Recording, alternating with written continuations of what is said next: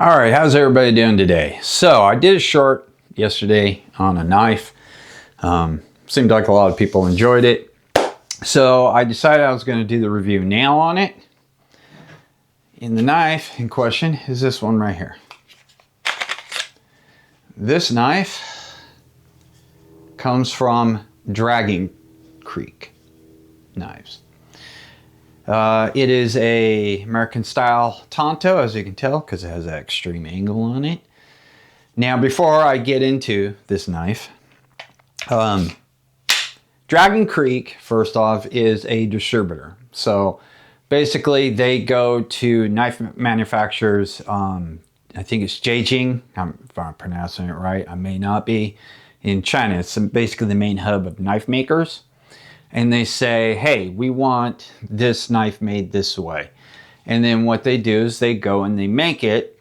And then Dragon Creek gets the knives. They have to have so many made. And then they put their price tag on it and then they ship them. So that's how it works. Anybody can actually go what they call an OEM, knife manufacturer in China. You go online, tell them what you want your logo on it, and they'll do it. The speculation is you have to order so many for them to be worth their while to make them. So, Dragon Creek is only found on Amazon, I do believe TikTok, and Temu. So, but if you go on Temu, the quality of the knife is the same. So it doesn't change. It's just they're picking different things, okay? Because like I said, they're just a distributor. That's all they do, okay? So, but this knife right here, like I said, is from Dragon Creek. Now, this is a nice little knife. Let me put this down for a moment. This is a D2 steel. All Dragon Creek's outdoor knives are D2 steel. They do sell kitchen knives. Those are all in stainless. So those where they differ. Okay, so this is a D2 steel, which means it's going to retain its edge pretty good. It's going to be easy to sharpen. I've seen some people on some videos saying it was going to be hard to sharpen it. D2 steel is actually not hard to sharpen. DC53, the steroids of D2 steel on steroids, is a little bit harder to sharpen than regular D2. But DC53 is much tougher than D2. Not saying that this isn't, it will hold up. People go, as long as the heat treat is good. Well, that goes for any steel. Basically, I mean, it doesn't matter who's doing it. If they screw up the heat treat, it's going to be bad. But this little guy has a 6-inch blade on it.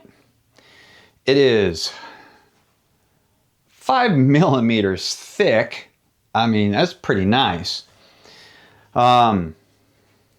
These little holes you see right here have a purpose to it. And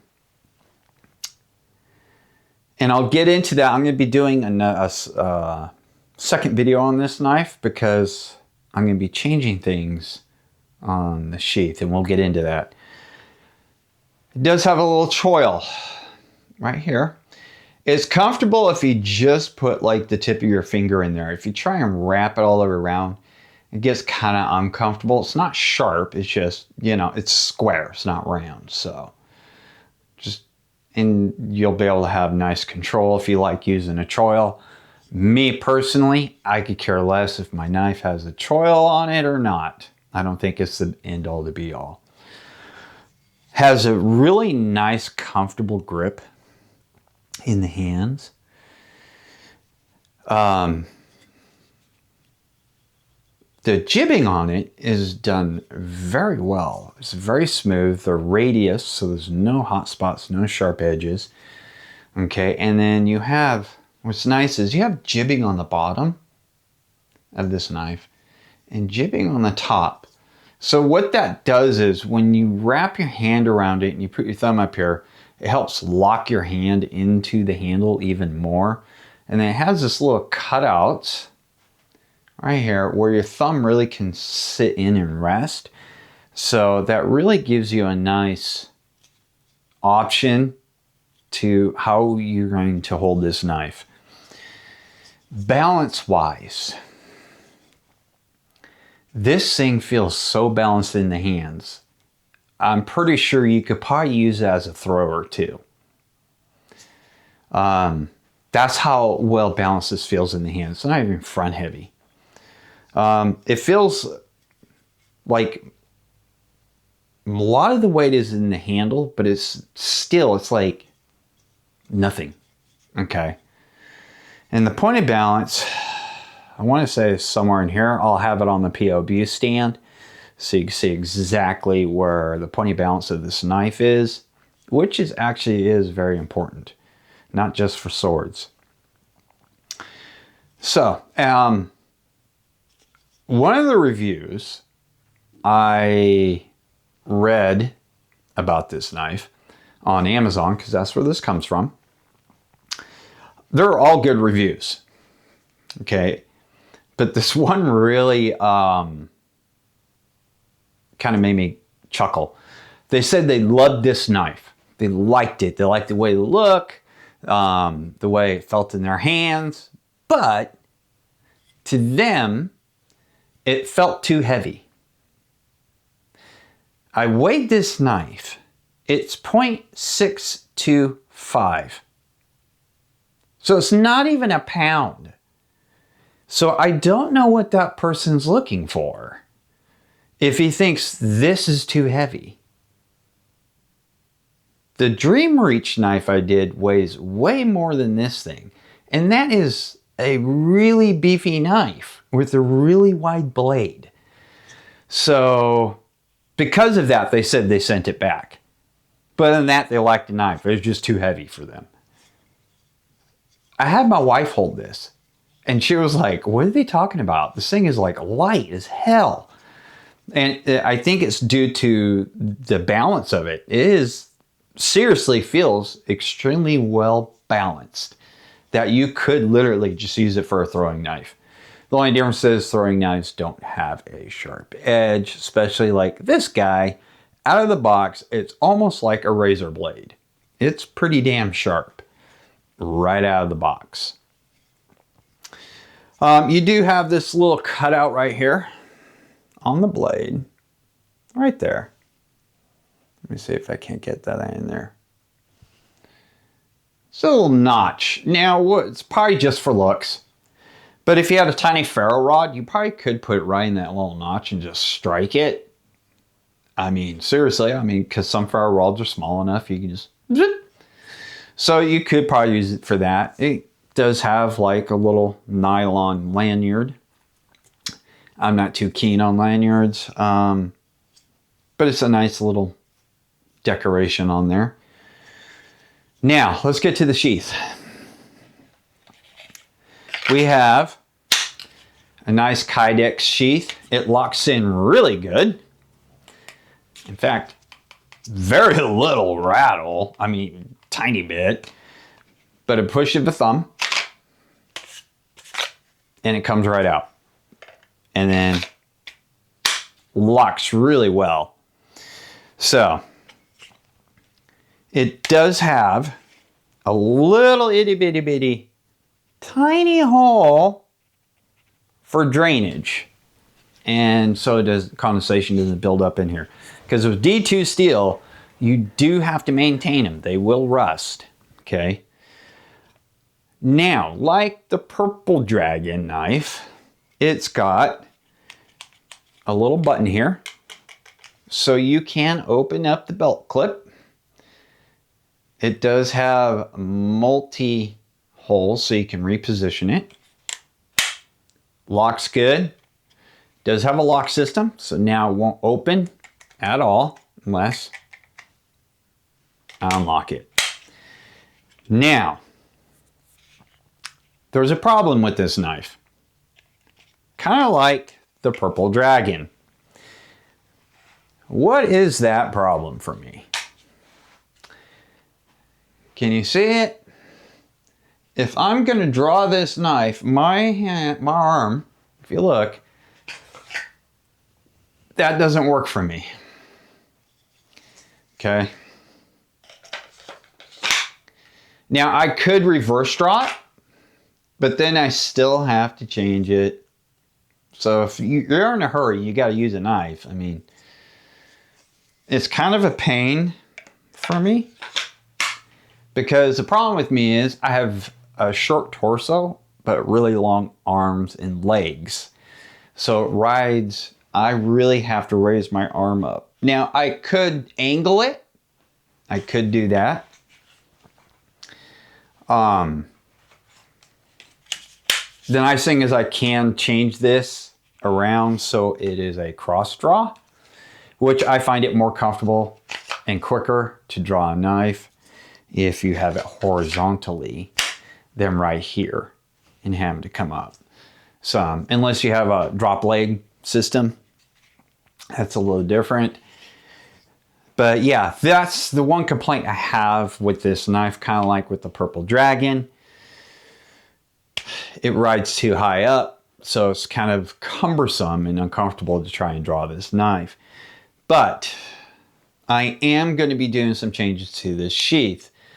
I just have to order it. In the moment when I order it, I'll show you guys exactly what I changed on this to make it more functional for myself. Doesn't mean it's going to work for you, but it's going to work for me. And then when I go back and do the second part of this video, we'll do some cutting with this and everything like that. Okay. So I'm hoping in the next couple of days I'll have what I need to change this around. But other than that, I like the knife. It's not heavy at all. Well balanced. It's got, like I said, it's got a nice little drainage hole so no condensation and moisture can get out of there. Now, before I ordered this knife, I was going to wait a while to, order it. Because, well, I fund everything on this channel. So, obviously I got to wait for payday. But I didn't have to wait long because I jumped on the opportunity. This knife on Amazon runs $34.99, so about $35, maybe $36, okay? And they do have 3 styles of this knife. The other one, the tip is round, okay, radiused, which they call the white one. This is silver. And then they have a black one, which is identical to this, except the blade is black, okay? So, $34.99 on Amazon. This last week, towards the end of the week, I happened to be on Amazon, $19.99 right now. In fact, let me look it up right now on my phone and see what the going price is right now for this knife. So hang on a second.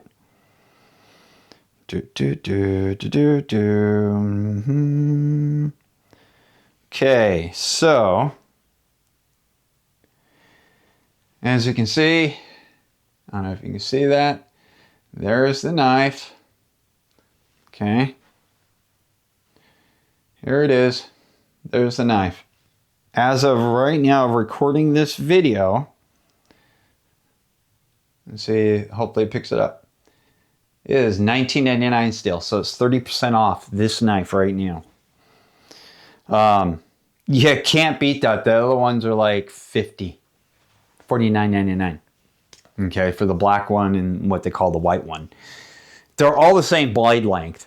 They all have the same body style and everything. So, for that price, you could buy 2 of these if you wanted to. Okay, and give one away.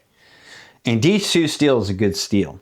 Now, the one thing I've seen with this knife that I didn't see with the other American style, because this is what this is called, is American style with that Tonto tip, is how this tip is done.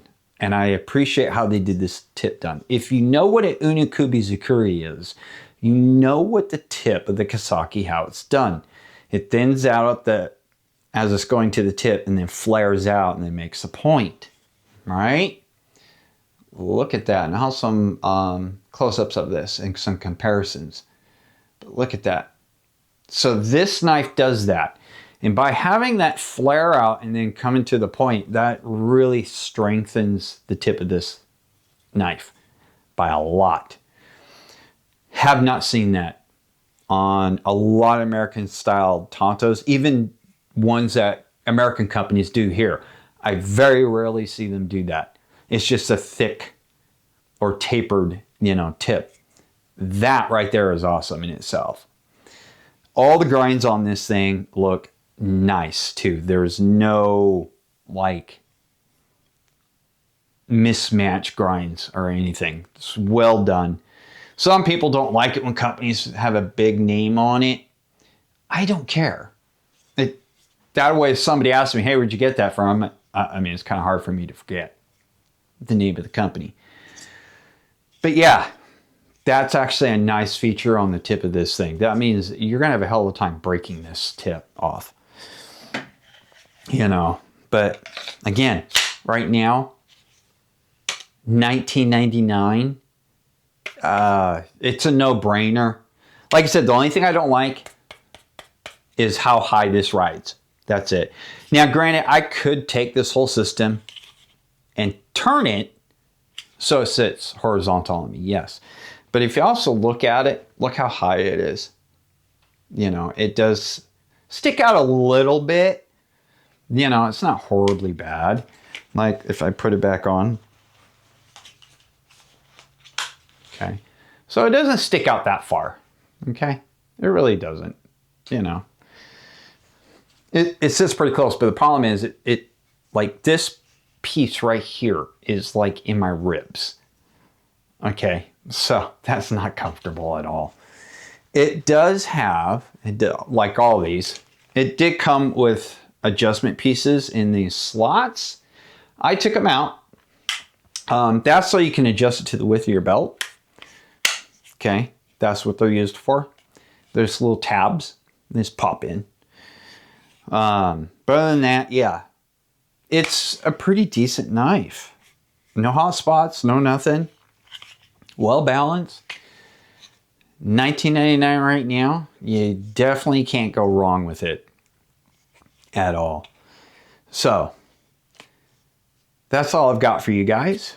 We will see you on the next one, hopefully with what I do with this and more, and we'll do some testing on it.